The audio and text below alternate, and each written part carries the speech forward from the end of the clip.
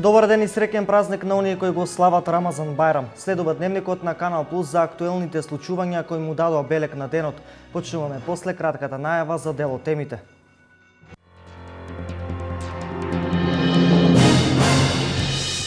Во тек се градежните работи на патот Велес-Штип во должина од 24 километри.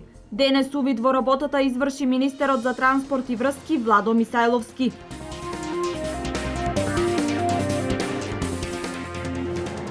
Муслиманите денес го слават Рамазанскиот Бајрам, еден од двата најзначајни исламски празника кој го одбележува крајот на постот.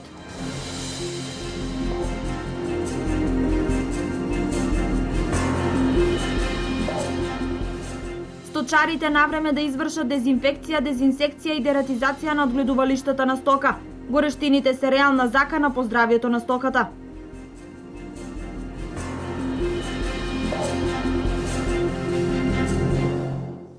Министерот за транспорт и врски Владо Мисајловски денес изврши убит во втората фаза од градежните работи на патниот правец Велес-Штип на потегот кај село Мамутчево. Реконструкцијата на овој патен правец со вкупна должина од 24 километри започна во октомври 2013 година и се предвидува да заврши за неколку месеци.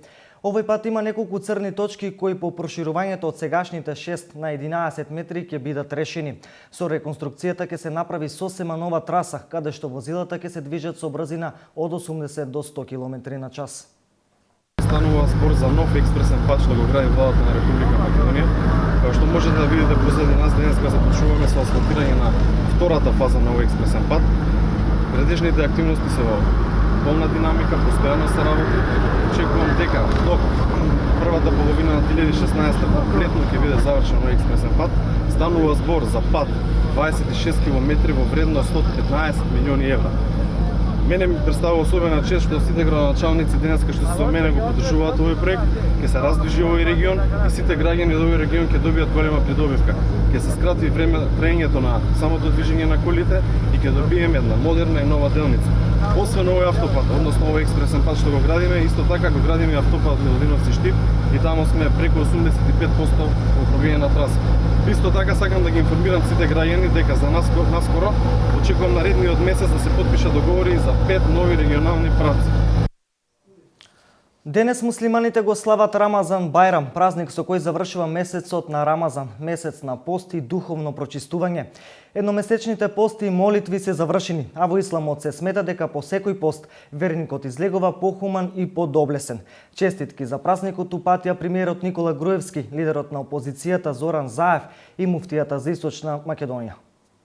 Денес муслиманите го слават Рамазан Бајрам, кој доаѓа по светиот месец Рамазан. По едномесечниот пост во кој верниците од исламска вероисповед не јадат и не пијат ништо од изгреј сонце до зајди сонце, муслиманите овој празник го сметаат за важен семеен празник, на кој помладите бараат прошка од постарите, додека пак децата ги бакнуваат рацете на своите мајки, татковци, баби и дедовци. По повод празникот, честитки упатија муфтијата за Источниот регион, премиерот Груевски и лидерот на опозицијата. Во име на муфтиство и во име на Исламска заедница на Македонија, за нашите гледачи и слушатели и честитам големиот празник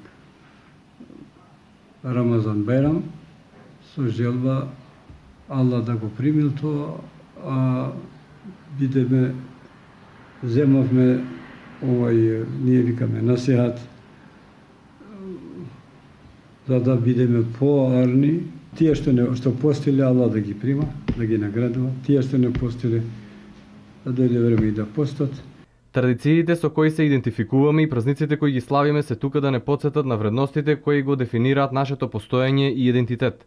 Ваквите големи празници отсекогаш биле прилика за изразување на заемна почит и пријателство помеѓу луѓето од различна вероисповест и служеле за зајагнување на добрите односи кои се стремиме да ги градиме во текот на целиот живот.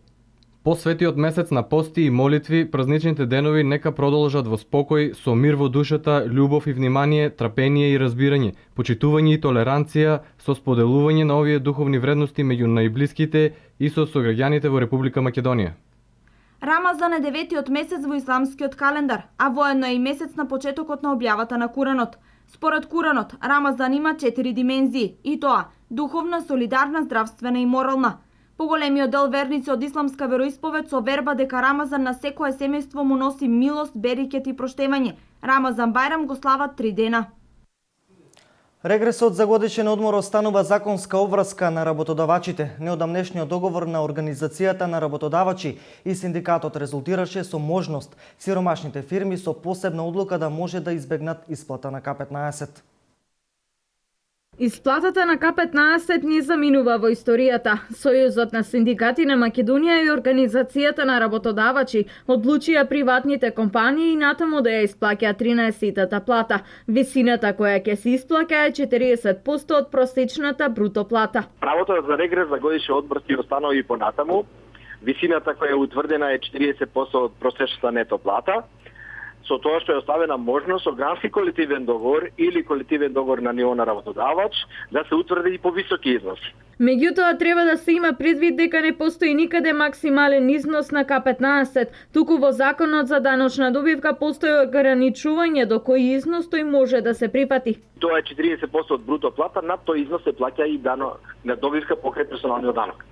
Додека единствена измена сега што направивме е воведување на можност за компаниите кои имаат економски потешкоти во работењето, со спогодба помеѓу работодавачот и репрезентативниот синдикат, кој претходно се консултира со гранскиот синдикат, да се предвиди помал износ од овој износ. Онаму кај што не постојат синдикални организации, тоа треба да се направи со представници на вработените. Измените во најскоро време ќе бидат објавени во службен вестник на Република Македонија и по објавувањето може да започне примената. Услов кој треба да се исполни за регресот за годишен одмор е работникот да работел најмалку 6 месеци во календарската година кај ист работодавач. Има случаеви каде работодавачите им исплаќаат регрес за годишен одмор на работниците, но потоа агитираат исплатените парични средства да им ги вратат. Таквите работи се незаконски и се сметаат за кривично дело.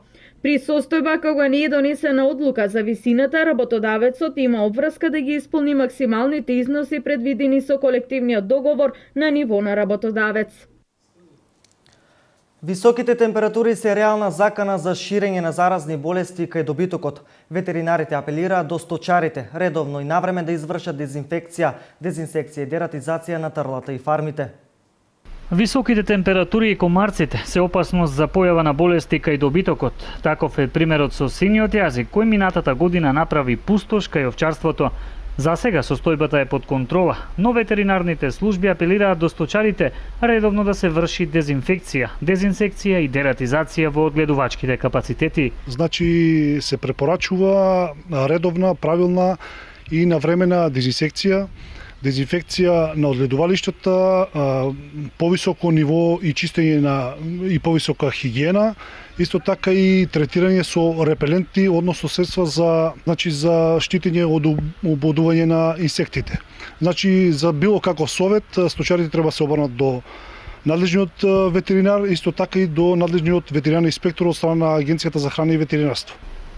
Климатските промени и движењето на дивите животни може да влијаат на пренесувањето и појавата на сериозни заразни болести кај добитокот, како што се и птичиот грип, беснилото и чумата кај свините. Доколку сточарите ги забележат првичните симптоми кои укажуваат на овие болести, ветеринарите апелираат тие веднаш да побараат помош во ветеринарните станици. При најмал сомнеш или појава на симптом на болеста, дали тоа било задух, куцота, ерозии, луцерации, абортуси, треска или било што, или пак при отварање на устната празнина, појава на оток, значи треба да биде информиран надлежниот ветеринар, надлежно ветеринарно друштво, исто така и надлежниот ветеринарен инспектор на Агенцијата за храна и ветеринарство. Инаку за заштита на домашните животни од овие болести, ветеринарните служби веќе се подготвуваат согласно меѓународните стандарди и практики. До крајот на годината на водоводната мрежа на јавното предпријатие Исар Штип ќе бидат приклучени приградските населби Чардаклија, Балканска и Македонка. Конечно, жителите од овие приградски населби во Штип ќе добијат квалитетна вода за пиење.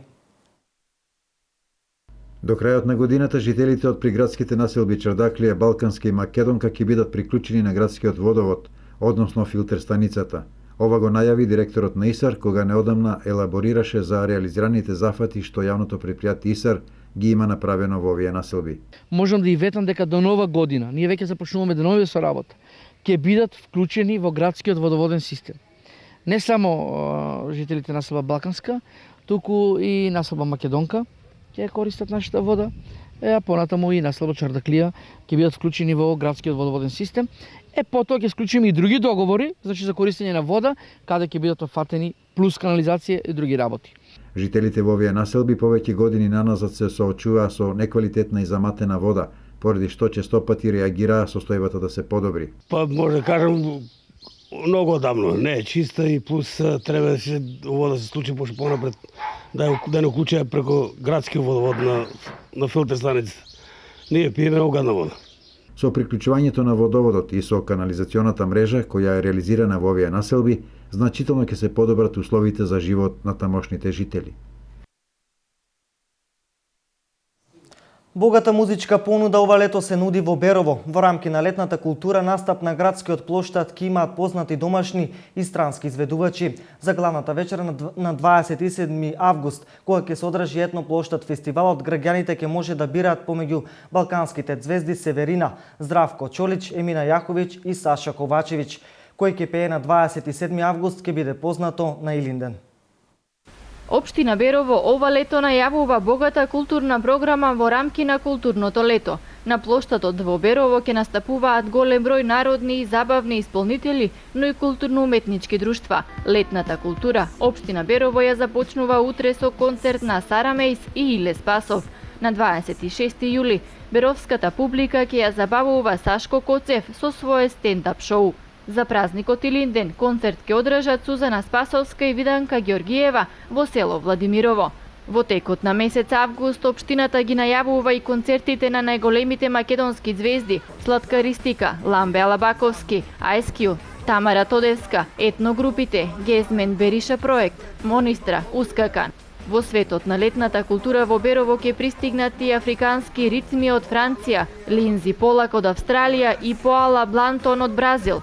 Оваа година Берово заедно со своите партнери најавува и концерт на една од најголемите балкански звезди. Граѓаните ќе имаат можност да ја изберат балканската звезда која ќе настапи првата вечер на етно плоштад фестивалот на 22 август. Изборот ќе биде помеѓу Северина, Саша Ковачевиќ, Емина Јаховиќ и Здравко Чолич. Името на специјалниот гостин на фестивалот ќе биде соопштено на 2 август. После 10 годишна пауза во Пробиштип се одржа второто издание на фестивалот за деца Радоста на градот. Обновена е соработката со француски културни институции, а фестивалот освен забавен има и донаторски карактер. Вчерашниот ден во Пробиштип помина во знакот на детскиот фестивал Радоста на градот, на кој почесни гости беа представници од Франција. Како резултат на соработката помеѓу Македонија и Француската асоциација ИФЕТ, беа донирани повеќе реквизити за дечињата кои зедоа учество на фестивалот. Навистина им значи, верувајте дека една мајчка, тренерки, балетанки, за самото тоа нивно ангажирање тука многу им значи и навистина е убаво да си дете и да се задоволуваш се уште со мали работи да ти значат. Гостите од Франција задоволни од пречекот и престојот во Пробиштип. Веќе утре продолжуваат во Скопје, а оттаму во Охрид. Тука дојден со 6 млади, тој е едукатор и дека нивниот сиеж е 60 на километри од Париз, градот се вика Обержонвил. Задоволни се од пречекот, значи луѓето се срдечни, секогаш насмеани, добро се пречекани. Најмалите како некое непишано правило, секогаш најзадоволни и најрадосни од настапот на фестивалот и самата изведба. Играме и пееме. Една недела. И ние се подготвувавме за една недела и тоа многу брзо. Успеавте да се подготвите? Да, целосно успеавме. За да се осмисли и реализира целиот овој проект потребна е идеја.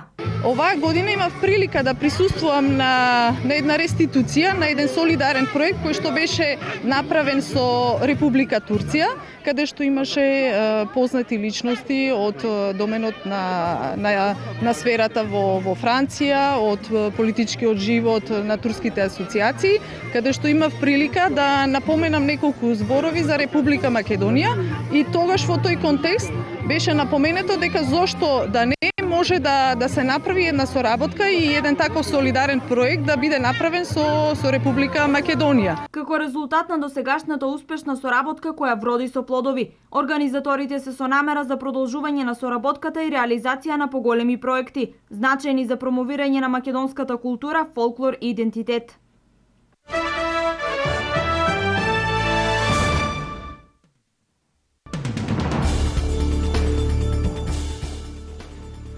Уште 3 аеродроми се затворени во Индонезија поради континуираната закана на 2 вулкана на островите во архипелагот. Исфрлањето ги нарушува плановите на десетици илјади луѓе. Особено се попречени оние кои сакаат да остварат патување за време на светиот месец Рамазан. Во моментов се затворени 5 аеродроми во Индонезија. Унгарија до 30 ноември ќе заврши изградбата на оградата долж границата со Србија како привремено решение за да се запре преливот на имигранти. Покрај привремено решение за имигрантите, оградата е наменета и за контрола на нелегалното минување на границата и борба против шверцот и трговијата со луѓе. Иран ќе продолжи да биде под закана од повторно воведување на меѓународни санкции во следните 15 години. Се наведува во писмото испратено до Обединетите нации од страна на 6 светски сили, кои склучија договор со Техеран за неговата нуклеарна програма. Важноста на договорот е 10 години и предвидува укинување на санкциите во замена за гаранции дека Иран нема да произведе атомска бомба.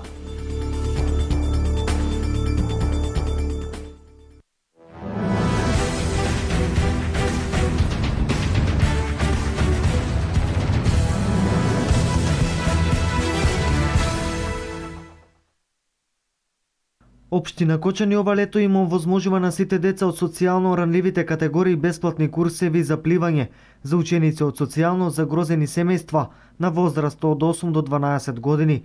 Курсевите по пливање може да ги посетуваат деца од семејства корисници на социјална помош или во кој едниот од родителите е невработен, односно активен барател. Со ред општина Кочани се грижи и за децата кои што не знаат да пливаат, а имаат секако дека ќе имаат потреба во животот, затоа за ранливите категории, односно за децата кои што потекнуваат од социјално загрозените семејства и децата кои што еден од нивните родители е невработен, за што наполниле од 8 години до 12, значи може да бидат пријавени и да се реализира школата за пливање. Сите заинтересирани треба да поднесат пријава и потврда дека се корисници на социјална парична помош во едношалтерската канцеларија на општина Кочани.